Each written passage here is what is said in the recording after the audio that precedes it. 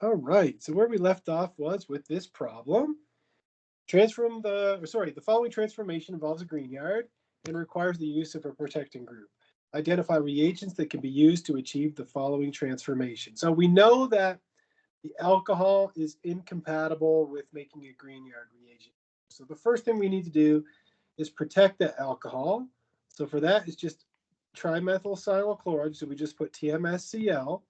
We write ET3N, which is triethylamine. So ET3N is this. You have one ethyl group in a nitrogen, two ethyl groups, three ethyl groups, triethylamine, okay?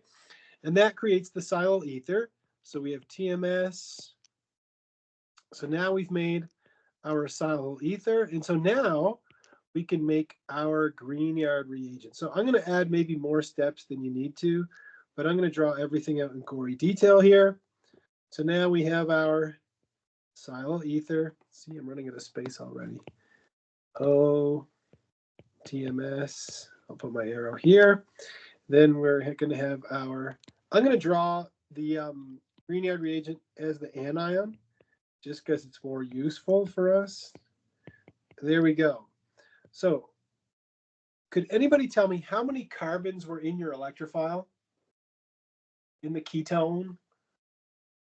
How many carbons are there? There's three, right? There's three, exactly, right? Because you have 1, 2, 3 new carbons being added. So what you can do is just say, I'm cutting this bond, so then I have 1, 2, 3 carbons, 1, 2, 3, and then I have the oxygen on the top, and it has to come from this ketone. That's acetone, which is nail polish remover. So what we're going to do is we're going to say step 1, our electrophile is going to be acetone. In step 2, we'll put H3O plus or water. Either one is acceptable. And that's the whole thing. There you go. Oh, no, I forgot a step. What step did I forget? Anybody tell me what step I forgot?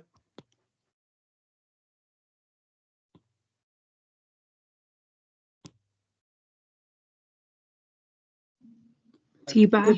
Exactly. To remove the protecting group. Thank you. You guys are great. Exactly. So I forgot the T-bath to remove the protecting group. So there you go. That covers the whole thing. So there you go. You know, it's something you need to practice. Green yard chemistry is something you really need to practice. So awesome. There we go. Sweet. So let's just go through a little bit of section 12.9. 12.8 deals with the preparation of phenols. So how do you make a phenol? So in case you want to make a phenol this weekend, you know, what you do is you use benzene and then you heat it up with propylene and phosphoric acid. So what that does is it makes this carbocation, and then you get what we call an electrophilic aromatic substitution, or an EAS. We haven't even covered that yet. It's not covered for a couple more weeks. Then you make isopropyl benzene, which it's actually called cumene. You oxidize it to a hydroperoxide, then you treat it with acid, and you get phenol and a whole pile of nail polish remover too. And both of these are very important compounds. They're used for all kinds of different things here. But I am not going to ask you any questions about this on the quiz. Okay, so I will not ask you anything about preparation of phenols on the quiz. However, I will ask you things about reactions of alcohols.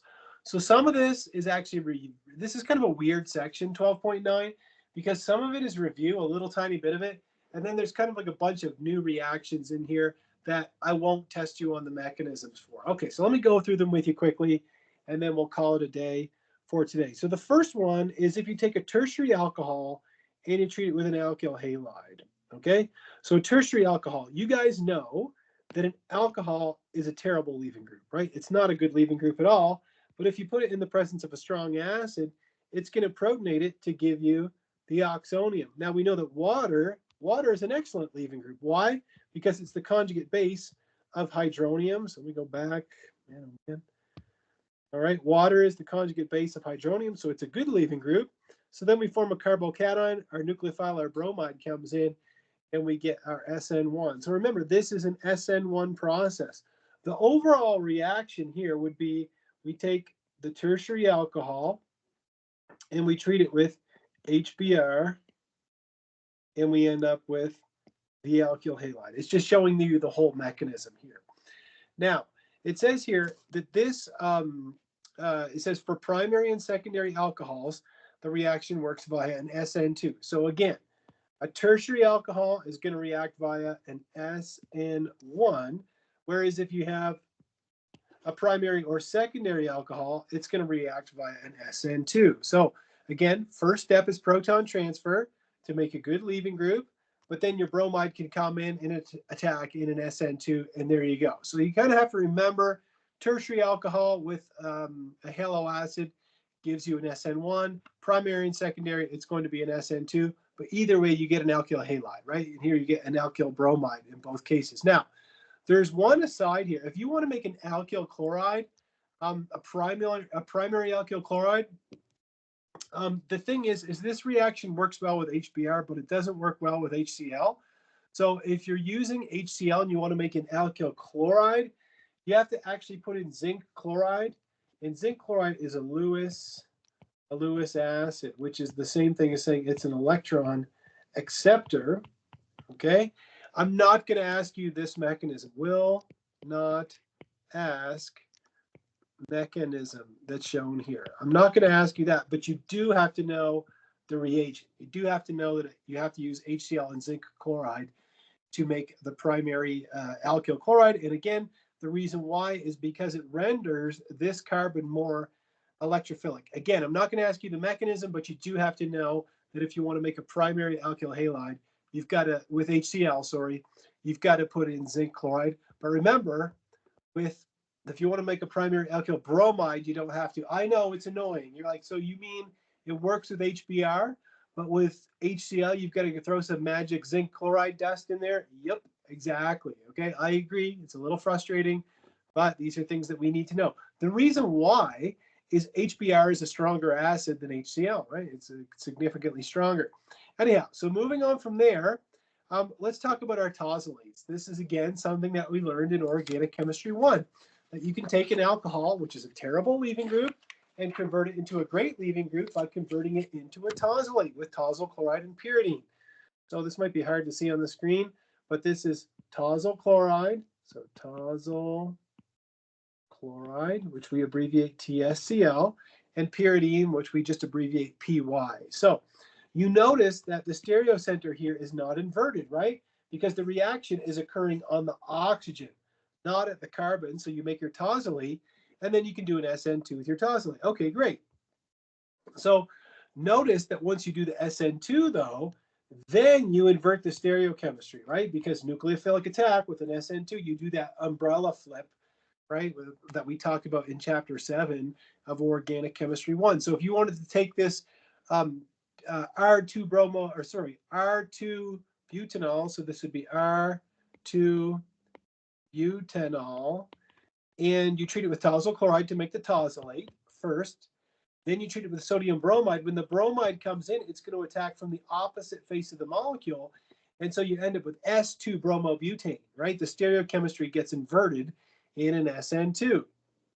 So these are just kind of two reactions that are kind of just aside reactions that you need to know for primary and secondary alcohols. So I'll highlight it here. Come on, highlighter. Primary and secondary alcohols. I'll tell you that in the slides that come up after this, the mechanisms are in there, but I'm going to put it on here on the internet so you can throw it in my face. Will not ask these mechanisms. Okay, you don't have to know the mechanisms for either of these reactions, even though they are in the textbook. If you find that annoying, if you're wondering, why are the mechanisms in there if you don't want us to know them? Because they are handy to look at, right? They give you a rationale for how the reaction works. So the first one is taking a primary or secondary alcohol and treating it with this reagent that is called thionyl chloride. So this is thionyl chloride. Okay, if we drew a Lewis structure, it looks like this. Oh yeah, there's the Lewis structure of thionyl chloride, and then PY, which stands for pyridine. So PY is pyridine, which is a base. Okay, we covered pyridine way back in chapter 1 of Organic Chemistry 1 when we talked about localized and delocalized electrons, or maybe it was chapter 2. But anyhow, so thionyl chloride and pyridine take the primary alcohol and make a primary alkyl chloride. And then this one here, I expect you to be able to name that. That would be phosphorus tribromide. So phosphorus tribromide. My first office mate in industry, this is his favorite reagent. He liked to use phosphorus tribromide for everything. Anyhow, but phosphorus tribromide makes a primary alkyl bromide. So taking a look at the mechanism, again, I will not ask you this. However, there's some commonalities between the two mechanisms. The bottom line is this, is all you're doing is you're taking something that's a crappy leaving group and you're converting it into a good leaving group, and then you have your SN2 reaction. And notice that when you use thionyl chloride, you actually form sulfur dioxide, which is a gas. And so that's going to bubble out of your reaction mixture. So based on Le Chatelier's principle, it's going to push the reaction forward. Again, I'm not going to ask you the mechanism, but you do need to know that a primary or secondary alcohol, you can convert it to a primary or secondary alkyl chloride using thionyl chloride and pyridine. For phosphorus tribromide, you see the mechanism is only, what, 4 curved arrows, but again, I will not ask it, but it's the same rationale. You take something that's a poor leaving group. I love bad leaving group, like it's did something wrong. And you have bad leaving group, and you convert it into a good leaving group, and then you do your SN2. So again, primary or secondary alcohol can be converted into a primary or secondary alkyl bromide just using phosphorus tribromide. Again, I will not ask you the mechanism. However, you should know that the nucleophilic attack here and loss of leaving group is SN2, and the nucleophilic attack and loss of leaving group here is in SN2. Why is that important? Because if we start with a stereocenter, you have to know that there is going to be inversion of configuration when you do that reaction. So what else?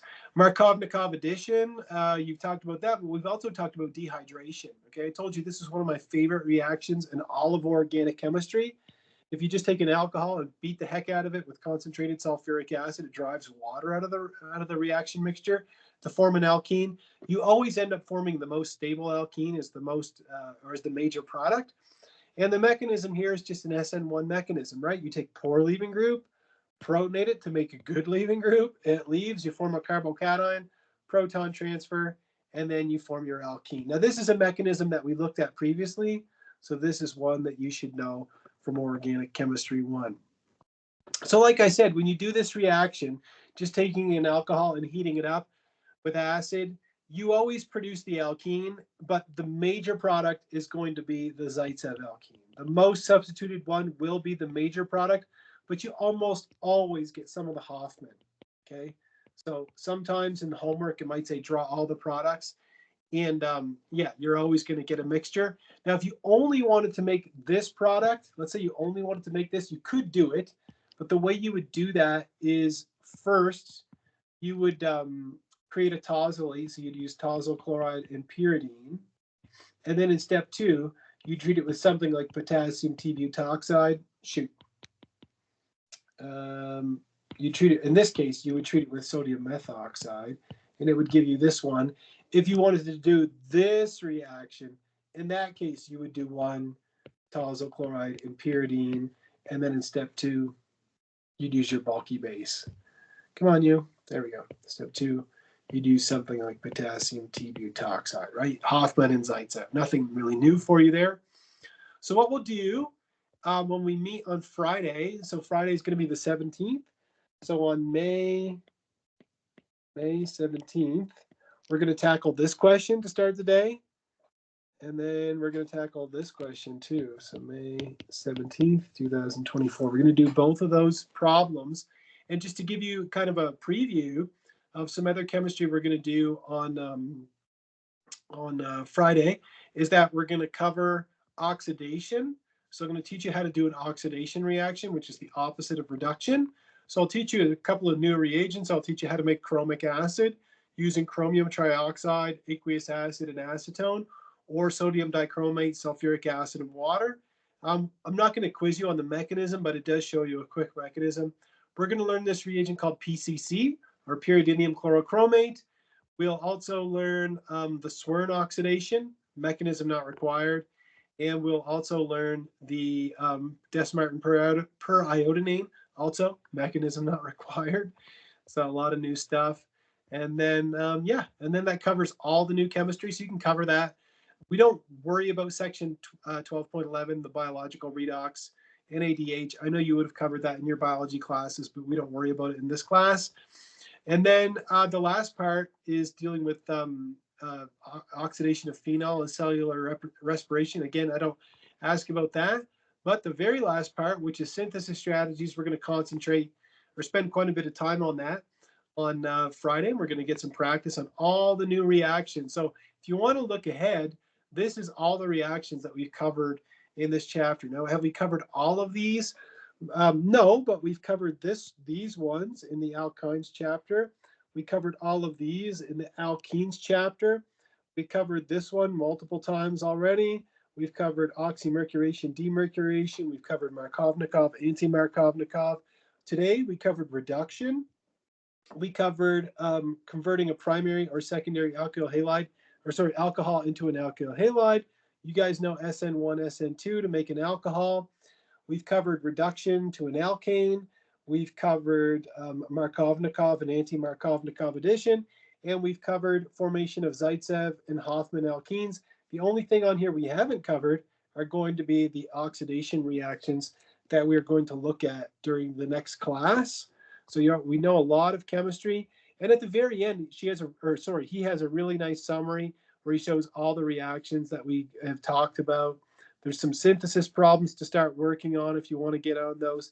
And something else that I didn't go over with you in detail today, but I'm going to cover it with you on Friday, is I'm going to go over this mechanism with you in detail, and it's going to provide you with a rationale as to why you need excess Grignard when you're reacting with an ester. So I'll go over that with you as well on Friday.